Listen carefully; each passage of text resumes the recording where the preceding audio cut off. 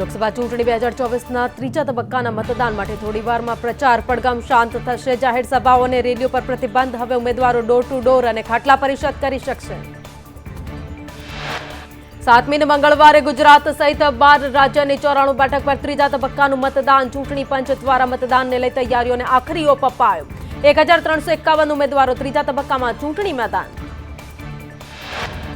અમદાવાદમાં મતદાનના દિવસે પડશે આકરી ગરમી. 7 મેના રોજ 42 ડિગ્રી તાપમાન રહેવાની આગાહી. ગાંધીનગરમાં પણ 42 ડિગ્રી તાપમાન રહી શકે.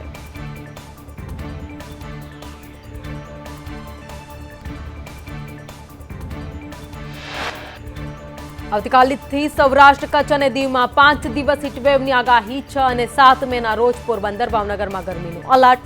ઉત્તર ગુજરાતમાં સરેરાશ તાપમાનમાં 2 ડિગ્રીનો થશે વધારો. લોકસભા ચૂંટણીમાં ભાજપે મતદાનનો સમય 1 કલાક વધારવા કરી રજૂઆત. મતદાનનો સમય સવારે 7 થી સાંજે 7 કરવા રજૂઆત. ગરમીને લઈ મતદાન પર અસર ન થાય તેની કરી રજૂઆત. ઇકબાલગઢની સભામાં બેલેટથી ખોટા વોટ કરાવ્યાનો ભાજપ પર ગેનીબેન ઠાકોરનો આક્ષેપ. ભાજપે સત્તાનો દુરુપયોગ કરી બેલેટ પેપર પર અધિકારીઓના ખોટા વોટ કરાવ્યા. ગેનીબેન ઠાકોરની ભાજપને ચેલેન્જ. કહ્યું, મશીનરીનો દુરુપયોગ કરવો હોય એટલો કરી લો. હવે 24 કલાક જ છે, ઓછા ના ઉતરતા. બનાસકાંઠા તમને જવાબ આપવા તૈયાર છે. 8મી તારીખે તમારો ફોન પણ નહીં ઉપડે. ભાજપને લાવનાર અને હરાવનાર મધુ શ્રીવાસ્તવ. ઈડીને મોકલો, ઇન્કમટેક્સને મોકલો, જેલમાં જવા ટેવાયેલો છું. મધુ શ્રીવાસ્તવના ભાજપ પર પ્રહાર. મધુ શ્રીવાસ્તવની દીકરી નીલમ શ્રીવાસ્તવે ધર્મેન્દ્રસિંહને આડે હાથ લીધા. કહ્યું, તમે કહો છો માખી નથી મારી.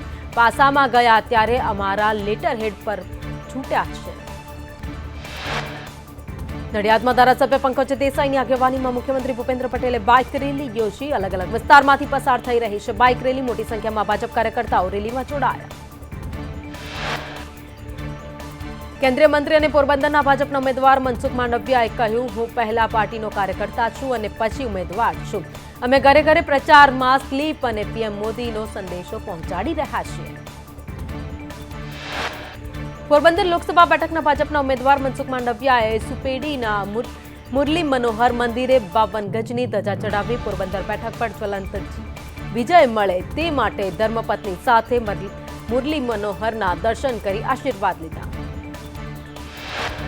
પોરબંદરના ભાજપ ઉમેદવાર અર્જુન મોઢવાડિયાનો ડોર ટુ ડોર પ્રચાર. ખારવા સમાજના લોકો સાથે મુલાકાત કરી ડોર ટુ ડોર સંપર્ક કર્યો. ખારવા સમાજે ભાજપને સમર્થન પણ જાહેર કર્યું.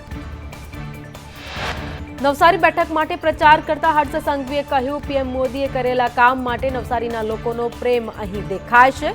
કાશ્મીરથી લઈને કન્યાકુમારી સુધીના તમામ વર્ગના લોકોએ એવો ઠરાવ કર્યો છે કે મોદી સરકાર 3.0 આવશે અને દેશના વિકાસની ગતિ વધુ વધશે.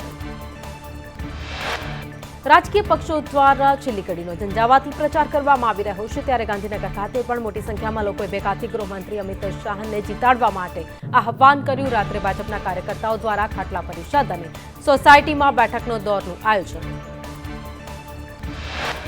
ગાંધીનગર લોકસભા મત વિસ્તારમાં ભાજપની બાઇક રેલી. મોટી સંખ્યામાં ભાજપના કાર્યકર્તાઓ જોડાયા. પોતાના અલગ અલગ વિસ્તારોમાં બાઇક રેલી ફરી.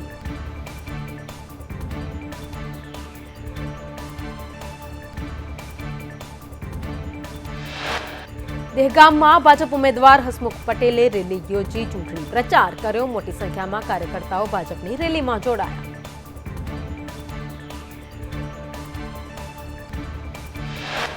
અમદાવાદ પૂર્વના ઉમેદવાર હિંમતસિંહ પટેલની બાઇક રેલી. મોટી સંખ્યામાં કોંગ્રેસના કાર્યકર્તાઓ બાઇક રેલીમાં જોડાયા.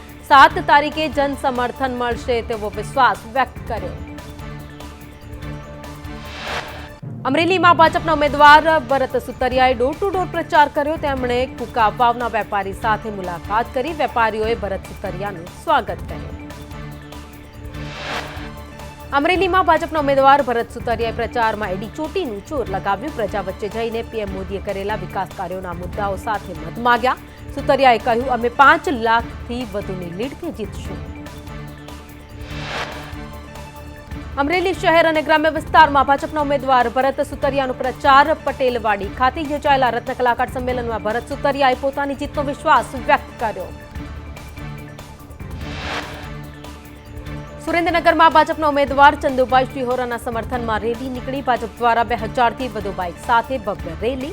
ધારાસભ્ય જગદીશ મકવાણા સહિતના કાર્યકર્તાઓ જોડાયા. દેવભૂમિ દ્વારકા જિલ્લામાં ભાજપના ઉમેદવાર પૂનમ માડમનો પ્રચાર. પૂનમ માડમે ખંભાળિયા ભાજપ કાર્યાલય ખાતે અનુસૂચિત જાતિ સમુદાયના સંમેલનમાં હાજરી આપી. જૂનાગઢમાં ભાજપના ઉમેદવાર રાજેશ ચુડાસમાએ પ્રચારના અંતિમ તબક્કામાં રોડ શો યોજ્યો. ચુડાસમાએ સંદેશ ન્યૂઝ સાથે ખાસ વાતચીત કરી. કહ્યું, સજ્જન કોણ છે અને દુર્જન કોણ છે તે મતદારો જાણે છે. આપના નેતાના આક્ષેપ પર વિમલ ચુડાસમાની આકરી પ્રતિક્રિયા. કહ્યું, મને બદનામ કરવા જગમાલવાળાએ નિવેદન આપ્યું છે. જગમાલવાળા ભાજપના માણસ છે. જગમાલ ખનીજના 2 નંબરના ધંધા કરે છે. ઇન્ડિયા ગઠબંધનના નેતા જગમાલવાળાએ ઇન્ડિયા ગઠબંધનને પાંડવ અને હીરા જોટવાને અર્જુન ગણાવ્યા છે. કહ્યું, કૌરવો અને પાંડવોની લડાઈ છે, અમે પાંડવ છીએ.